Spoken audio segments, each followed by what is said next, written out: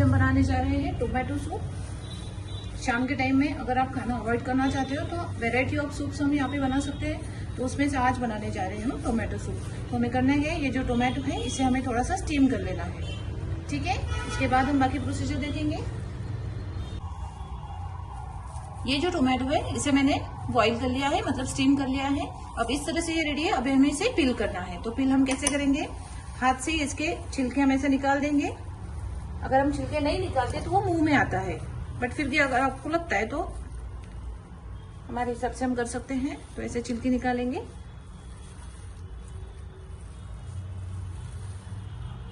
इस तरह से, ठीक है।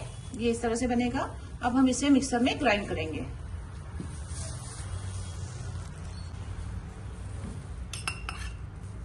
तर हे बघा, याच्यामध्ये मी याला तडका करून घेतलेला आहे। हा मी तुपात केलेला आहे तडका। त्यामध्ये टाकला आहे लसूण, कढीपत्ता, जिरा आणि मोहरी, ठीक आहे। आता यामध्ये आपण थोडंसं मीठ घालणार आहे,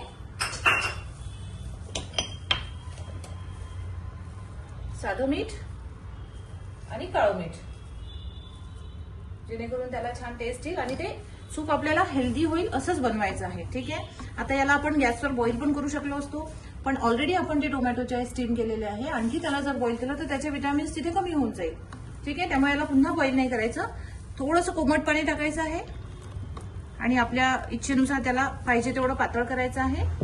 तर हे आपलं सूप रेडी झालेलं आहे। याला तुपाची फोडणी द्यायची, जेणेकरून हेल्थसाठी ते चांगलं राहतं। तेलापेक्षा तूप कधीही चांगलं, ठीक आहे। यामध्ये ऑलरेडी जिरं टाकलेलं आहे, पण पाहिजे असेल तर आपण थोडं जिरे पावडर यामध्ये ऍड करू शकतो, अशा प्रकारे। आणि यामध्ये आपण मिरे पावडर पण टाकू शकतो। हे सगळे जे आहेत सगळे हेल्दी इन्ग्रेडियंट आहेत, सर्वच्या सर्व, ठीक आहे। अशा प्रकारे हे सूप रेडी झालेलं आहे। आपल्याला वाटत असेल तर आपण यात आणखी पाणी टाकून याला पातळ करू शकतो, ठीक आहे। नक्की ट्राय करा रेसिपी।